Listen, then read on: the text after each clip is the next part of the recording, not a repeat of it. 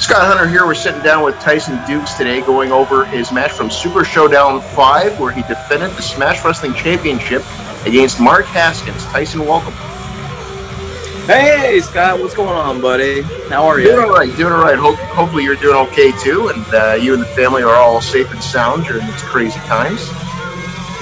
Yeah, I was gonna say, I would be lying if I said I was bored, because the children are all over me. I'm a personal monkey play gym, so I just, do what the kids do, chase them around all day long. So I'm very active that way. Well, keeping active is the main thing, man. And that's hopefully what we're trying to help all the fans do is keep their minds occupied. We don't really have any new content to put out right now, so we thought it'd be fun to take a look at some of our matches in our archives here and go over it with some of the people that performed in those matches. Yeah, you know what? When they came up, like when you guys messaged me about doing something like that, I'm like, there was a bunch of ideas of like options for me to go over match-wise, and really, personally, I wanted this Haskins match because I honestly haven't seen it yet. This is the first time I'll be viewing this thing with you, so it's You've never gone back and watched it? I've never seen this one. Now, do you normally go back and watch it? 175 pounds. I never do. I never take the time to do it. If it's on YouTube, sometimes I'll brush over it, but I never ever watch my stuff. I just I focus on the next thing. Unless there was something in it that I need to fix, I constantly just think ahead to the next step. Well, I find this. I think a lot of people within the industry, that's the way it is, because you're so focused on what's next, the next show. It's kind of nice to be able to sit down and look back and kind of reflect on some of the things that you have done, because you have accomplished quite a bit in the business. Yeah, you know what, and that's the thing, that my family, like my wife especially, she reflects a lot for me. She's like, you have to think about all the things you've done every once in a while. You can't always be so hyper focused about going ahead. You can take a minute and realize that you've accomplished a lot. But I think it's just not in my nature. I think my nature is to constantly work and keep going forward, because the moment I start sitting back and thinking back, it's like I'm looking backwards, so I'm kind of sitting still. So once the day comes where I have to sit still, then I will sit still. All right, so let's give a little bit of background on this match here between yourself and Mark Haskins. Mark Haskins, of course, was the Smash Wrestling champion. Had to relinquish the title after he had to take a step away after a pretty gnarly neck injury. In the interim, you won a tournament to become the new Smash Wrestling champion. And this was really his first match back, and a natural story was written into this match, where it's the guy who never lost his title versus the man who's come and earned that championship in the interim. So this is more of like we didn't officially coin it as such, but this was kind of to crown the undisputed champion in Smash Wrestling. Yeah, you know what, and that's interesting that because he never lost it, so he really is the champ at this point. Like the belt came out with me. But like we could have played that off a lot of ways, where like out of respect for both of us, maybe, I don't know. It was a great storyline. It was great on Smash's part to have such crazy things like Gargano lost it at Progress for like defending it against Haskins, which was such a wild story. Even for me, like it popped me. I'm like, oh man, look at that, the kid's got the title here.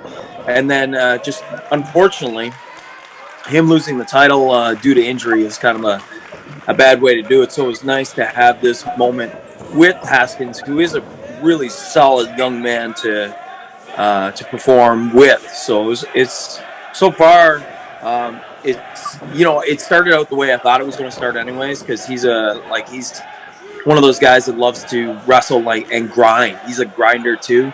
So I found that the start of this match is exactly what I anticipated from a guy like Haskins, because he's all about the grind, right? And so am I. So it kind of worked out. Now, had you worked with Mark Haskins prior to this match, or was this the first time? No, this will be the first time. Like this, I think this is the first encounter ever, as in even meeting the man, was during this match right here. Really? Yeah, it's the first time. And where does a match like this with an opponent like Mark Haskins kind of rank for you? Yeah, we went. This one was a good one because like his pace is very hard and very quick, and he's in like phenomenal shape. Even after like you got to take into account that he's been off now injured for a certain amount of time. So for him to just bounce back like that is quite something. So like you have to give a lot of respect to a dude that's not only comes back from injury but comes back super strong and is in like fabulous shape. And he was in good shape. Well, and that's just it. Like a lot of times when someone's coming back from injury, there's always that trepidation, even though they're cleared to perform and they say they're good to go. Even from our perspective, as a management team going into it, there still is a little bit of trepidation, especially when it's with something as serious as a neck injury. But he came into this match with you, and he didn't miss a beat. He looked like the same guy that left. Yeah, you know what? That shows the caliber of toughness. A lot of people lose the fact that we are incredibly dedicated to what we do. And even though like it is entertainment based in a lot of regards, a lot of people think of it as entertainment based. There's a lot of reality behind everything that we do, and like those bruises, those knocks on the head, all that stuff that doesn't go away. It never goes away. The scar tissue builds up, and you never break it down. So just because like I like, let's go back and just think about, like, not taking away from this, but me against Kyle O'Reilly, I was suffering from a massive concussion where I lost consciousness for about 40 minutes. Even in the match, I still function on another level of my brain, but I don't remember any of it. I don't remember 40 minutes of my life where I just kept going. And Kyle and myself performed for that well-cultured tournament show for Smash on half a brain, basically. That's all I tell people. It's like I was still not well, but yet so stubborn and wanting to do what I do, I just kept going. Well, and that's a lot of times when people come back from an injury, that first match back, there's a little bit of hesitation as well, wondering, like, can I still do things the same way? What's the psyche of the first match back for you? You know what? My psyche is just go and go extremely hard. Like I don't, and he's the same way. You can tell with misdirection spot like that, like the way he just will put his body on the line. Very much a hard hitting guy. That it's all about just you just want to perform at a bigger level. So I think when you come back from an injury, you focus harder on doing harder stuff. You try to go harder. Are the ones that really do survive. The warriors in this sport will do that. Other guys will think about the injuries and think about like how to take it easy or whatever. And the other guys on the other side of the flip coin, they're going to give you 1,000%. And this is what that. Thank God for that. Thank God for a guy like Haskins that is willing to give you 1,000% of what he is to Smash and to his name, to his brand, to his level. You know what I mean? Well, and then now, conversely, what's it like being on the other end of that in this match where you're facing someone who's now just coming back from that injury? All attention, all focus, for all intents and purposes, is on Mark Haskins. But you're the champion. You're the champion, but more or less the underdog in this matchup. Basically, yes, and that's the real pressure. I don't think the pressure was really on the Haskins. The pressure was on me because he's coming back for injury. He's got something to prove, and I got something to hold on to. So, and to perform at a top level. And so that's the scary part. It's not about the, you know what I mean? You like to be on my level on that day. Like the amount of pressure is extremely high, and the risks are great. And like you just have to perform at a main event level match when you've just seen so many guys perform, like Bobby Lashley and Mike Bailey and all these guys, you know. So you have to perform without a doubt at the best of your ability. Well, and that's another good point you brought up as well. You guys are the main event of this show, and you are following a matchup like a Bobby Lashley and a Mike Bailey. So there is a certain level that you have to perform at when you're the main event of those shows. But you've been in the main event scene for a long time here in Smash Wrestling, and I think that is a spot that you you hold dearly to yourself. So what kind of describe what the Smash Wrestling title means to you?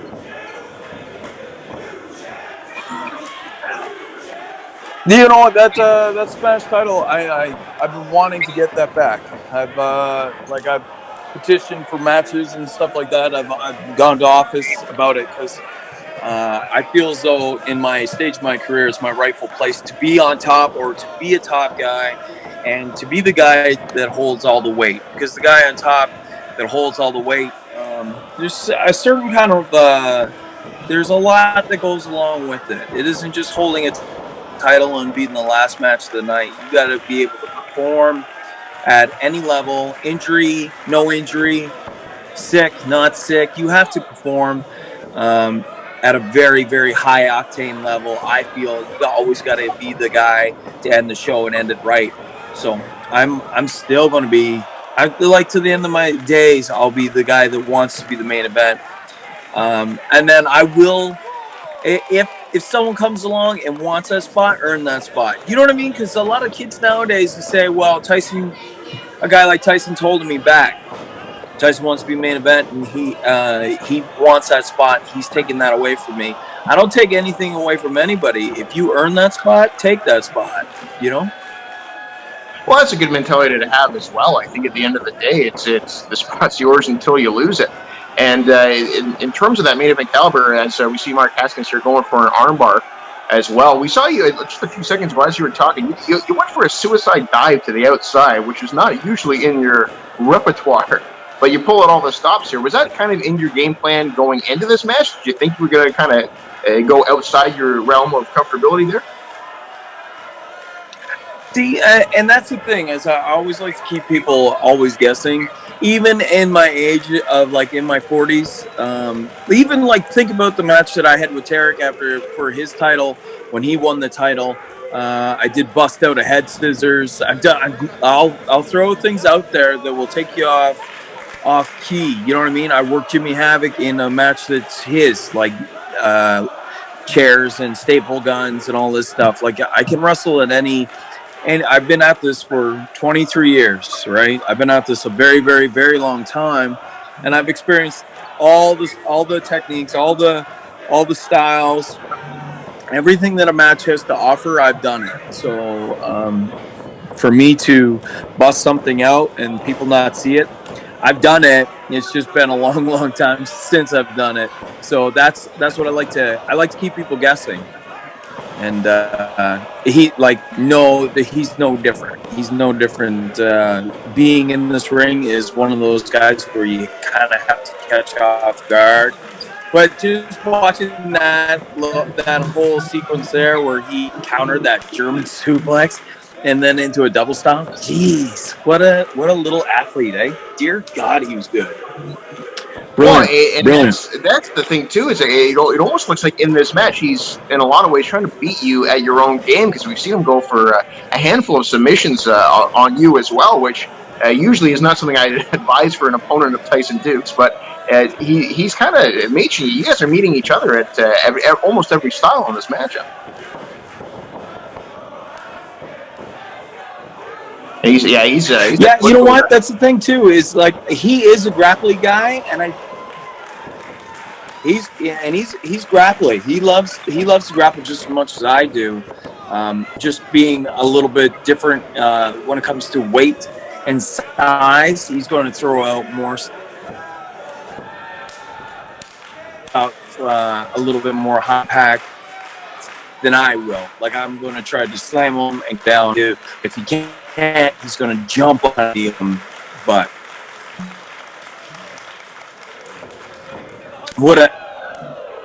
it's great. What a great mix so far. Like time we're talking. Look at that. It's just a little bit.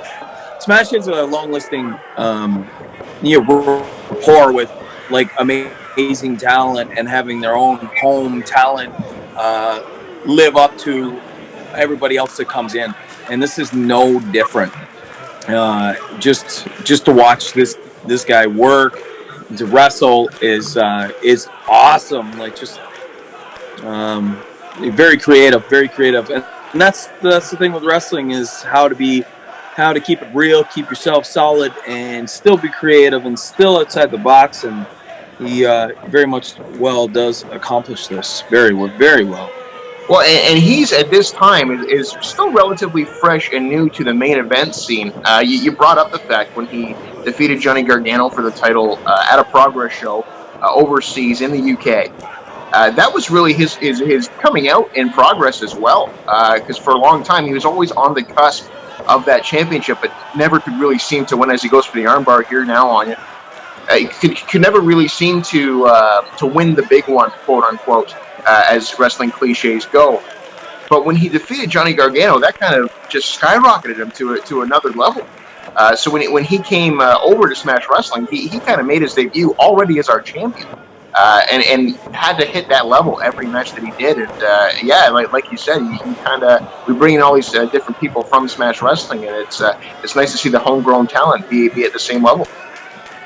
Yeah, that is true. And like anybody that has worked as hard as he has for that spot, you know he's going to come like across the pond and think the whole time of how am I going to do this tonight? What am I going to do? Knowing full well that he is on a different ground. He's on different soil. He's not home anymore. How people are going to react to him? How's everybody going to deal with a Haskins being here? Do you know what I mean? And like just fantastic. Oh man, I forgot about that switch altogether. That's a sweet switch. Oh, you are torquing on that crossface too. Well, when you're a guy that's that flexible, you have to torque on those suckers because you got to give them all. And that's the hard part too. Is like flexibility in the sport. A lot of people don't. They work on the bodybuilding, they work on their conditioning, but flexibility plays a huge role in what we do. And like you need to consider yourself, in trouble unless you are like doing some yoga, doing that DDPY, doing your own stretches and stuff like that, because it will save you in the long run. So all the kids out there should be learning with their weightlifting and all their strength training that stretching goes way further than even that weight training, which is crazy for me to say. Well, you kind of proved it right there too, as Haskins had that sharpshooter buck on you, because he was reefing on that pretty good too. Yeah, everything's tight. Everything in this match is very hard hitting, and all these holds are really snug. Everything's put in there with good intentions, bad intentions, but good intentions. Because now you guys are on the apron. Now, the cliche in wrestling is that the apron is the hardest part of the ring. Do you find that to be the case? You know what? It is hard. It's a hard spot, but it's not so much the apron that concerns me, because like by this point, like you're working on adrenaline anyways. So the inside, the outside, everything hurts. You're going to feel it. But it's just that every time that you hit that apron, you're going to fall over and hit that floor. And that concrete floor is way worse than a little bit of padding in that ring. It's tight. So and that was a big. I thought that was almost the end of the match there, and I know how it ends. Right. That's a very cool. I like that. That's a very old school way of like grappling into that DVD. As you can tell, like I don't know how we're in this match quite a bit now. We're pulling past 10 minutes, 12 minutes, 15 minutes maybe. I don't know. Like we're in here for the long haul here, and you could just tell that it is not. It's one of those matches. It goes. We're going hard, and like the pace just doesn't seem to stop. Well, that's what I was just going to bring up. It's one thing to go to be 10, 12 minutes into a match, but you guys have been balls out since the opening bell in this match, and it's been back and forth, and you can tell like there's the effects of the match is taking its toll on both here right now. There's a heavy breathing going on for sure. Yeah, a lot. The breathing is like you can tell that both are winded. Like we're both getting to that point where there is a little bit of exhaustion setting in, but like the pace and the explosiveness is still there. And I know for a fact of how he conditioned himself, and he did personal training as well as I did, both before finding professional wrestling as their main source of income. I know Haskins was a personal trainer, and so was I. And we both were at the time, because I do know that in our cordial talks that we had, we were talking about training people and the different kinds of clientele that we used to get. So you can tell that it shows right here. It shows that both of us know the value of fitness and the value of eating properly and all that stuff, without a doubt. Well, and I think your cardio has always been something that you prided your work on it, and you've told me before off camera that you get a kick out of blowing up the kids, and anytime you're in the ring with the kids. And I can see you enjoy it during those matches when you do have them.